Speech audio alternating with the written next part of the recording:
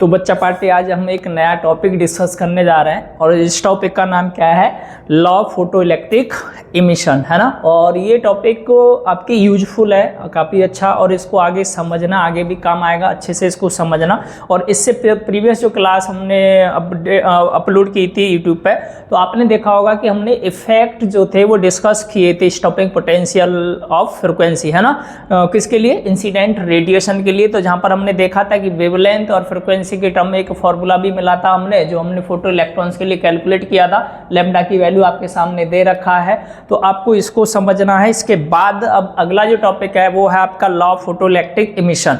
अब एक्चुअली यहाँ पर आपको समझना क्या है कि अगर मैं बात करूँ कि जो फोटो करंट होता है वो हमेशा डायरेक्टली प्रोपोर्शनल होगा किसके, intensity of incident ray of light. ठीक, अब दूसरा आपको यहाँ पर ये जानना है कि भाई जो सैचुरेशन होगा, सैचुरेशन करंट इज, हमेशा आप देखोगे करंट होता है वो सैचुरेट हो जाता है एक टाइम के बाद। तो सैचुरेशन करंट जो होता है वो फाउंड भी, वो भी आप बोलोगे ये प्रोपोर्शनल होता है किसके, इंटेंसिटी ऑफ इंसिडेंट लाइट, मतलब उस लाइट की इंटेंसिटी कितनी है, कितनी तेज वो क्या हो रही है, फॉल हो रहा है, उसके रेट क्या है फॉल होने के, तो उसके भी डायरेक्टली प्रोपोर्शनल होता है। तीसरा point, value of saturation current जो होता है हमेशा ये इंडिपेंडेंट होगा किसके, फ्रीक्वेंसी। मतलब आप बोल सकते हो कि सैचुरेशन करंट कभी भी डिपेंड नहीं करेगा, किस पे डिपेंड नहीं करने वाला, फ्रीक्वेंसी के ऊपर। तो ये भी आपको समझना है। इसके बाद एक और चीज आपको जाननी है कि जो स्टॉपिंग जो पोटेंशियल होता है ये हमेशा इंक्रीज करता है इन नेगेटिव, है ना, फॉर हायर फ्रीक्वेंसी, मतलब इसकी जो वैल्यू होगी वो मोर नेगेटिव हो सकती है, ये आपको ध्यान रखना है। अगला, stopping potential of photo electrons, ये भी इंक्रीज करेगा लेकिन लीनियरली, किसके साथ, फ्रीक्वेंसी के साथ। और after minimum cut off frequency होता है, ये सब ये भी आपको पता होना चाहिए। अब एक और इंपॉर्टेंट चीज जो आपको यहां पर जाननी है कि exist of a certain minimum frequency of incident radiation, ये हमेशा कभी भी वहां पर इमिशन को शो नहीं करेगी। तो मैंने यहां लिखा है radiation below which no emission take place. अब यहां पर एक बात और जानना है कि फ्रीक्वेंसी जो होगी यहां पर उसको हम क्या बोलने वाले, थ्रेशोल्ड फ्रीक्वेंसी, मतलब जो मिनिमम फ्रीक्वेंसी है उसी का नाम क्या है, आप बोलोगे कि ये थ्रेशोल्ड फ्रीक्वेंसी कहलाएगी। इसके बाद हमने यहां लिखा है एक और टर्म कि ये जो प्रोसेस होगा हमेशा रिप्रेजेंट करने वाला है किसको, स्पॉन्टेनियस प्रोसेस।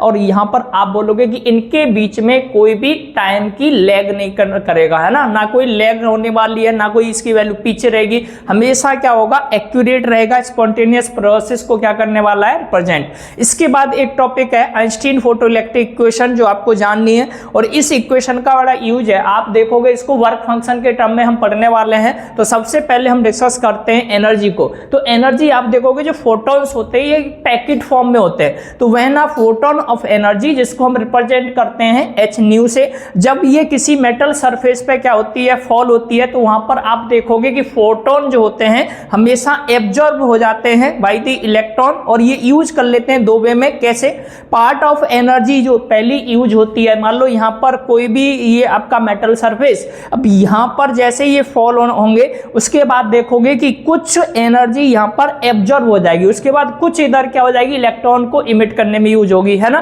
तो part of energy is use to overcome the surface barrier, मतलब उस वेरियर को क्या करेगी, कम करेगी, and electron come out the metal surface, और उस मेटल सरफेस से इलेक्ट्रॉन को इजेक्ट किया जाएगा, उनको बाहर किया जाएगा, है ना। इसके बाद मैं बोलूंगा दिस पार्ट ऑफ एनर्जी, इसी को हम क्या बोलते हैं, वर्क फंक्शन बोलते हैं। और वर्क फंक्शन हमेशा रिप्रेजेंट किया जाता है कि सिर्फ फाई नॉट से, ये आपको पता होना चाहिए। और ये वर्क फंक्शन बच्चा याद रखना एच न्यू से, आप क्योंकि एक एनर्जी फॉर्म है ना, तो इसको एच न्यू से क्या करेंगे, हम रिप्रेजेंट करेंगे। अब ये तो हो गया एक पार्ट। अब दूसरा पार्ट ये भी है कि जो एनर्जी बची हुई होगी, रिमेनिंग पार्ट होगा, है ना, उसको हम किसके लिए यूज करेंगे कि वेलोसिटी जो होने वाली है फोटो इलेक्ट्रॉन की, तो आप बोलोगे कि ये हमेशा इक्वल होगा किसके, मैक्सिमम, जितनी ज्यादा वेलोसिटी है ना, तो maximum kinetic energy according to law of conservation of energy आपने पढ़ाई है ना, टोटल एनर्जी जो है वो क्या है, एच न्यू। और ये किसके इक्वल रहने वाली है, तो जितना वर्क फंक्शन आपने देखा लिखा था कि उसको क्या करने में, इमिट करने में, इलेक्ट्रॉन्स को हटाने में यूज हो रहा था, तो वो कितना था 5 नॉट।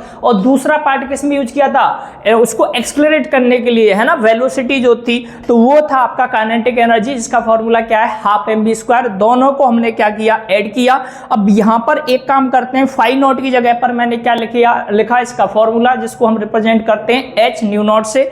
अब हम एक काम करते हैं, यहां से हाफ mv² है, इसको अलग कर लेते हैं, इस वैल्यू को इस साइड भेजेंगे तो किसकी हो जाएगी, माइनस की। तो मैं इस साइड लेके आऊंगा तो माइनस को हो गया। फिर आप यहां से h को कॉमन ले लो तो न्यू माइनस न्यू नॉट आपके सामने रहेगा, और ये वैल्यू मिल गई आपको हाफ mv²। और सभी बच्चों को पता है हाफ mv² का मतलब काइनेटिक एनर्जी मैक्स होगा ये, और इसको बोल सकते हैं कि किसके इक्वल होगा ये, h new minus new not के। ठीक, अब इसमें एक टर्म देख लो, एक केस मैंने लिखा है, और एक और चीज आप याद रखना कि ये इक्वेशन जो है, इसी इक्वेशन को हम क्या बोलते हैं, आइंस्टीन फोटो इलेक्ट्रिक इक्वेशन के नाम से जानते हैं। और आपको हमेशा याद रखना है कि यहाँ पर जो आपकी फ्रिक्वेंसी है ना, न्यू नॉट, ये अगर लेस, न्यू नॉट जो है वो ग्रेटर है और न्यू क्या है आपकी लेस है, तो ये आप याद रखना।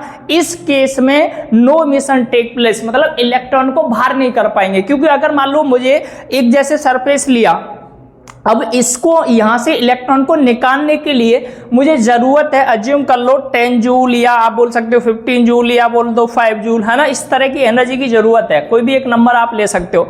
और मैं यहाँ पर जो सप्लाई हो रही है एनर्जी, वो मान लो अगर 10 की बात करूँ तो 8 है, तो ये चाहिए कितना 10, लेकिन है कितनी 8, तो क्या इलेक्ट्रॉन बाहर होगा, तो बोलेंगे जी नहीं होगा। तो उस केस को मैंने यहाँ बोला है कि अगर आपकी जो न्यू नॉट जो मुझे जरूरत है ना, वो क्या है ज्यादा, और आप बोलोगे वहां पर एनर्जी क्या है कम, तो इन दिस केस वहां से आप इलेक्ट्रॉन को क्या है बाहर नहीं कर सकते। अब यहां पर एक और केस पढ़ने वाले हैं, वो हम अगली क्लास में डिस्कस करेंगे, और आज के लिए इतना ही, बाकी नेक्स्ट टाइम।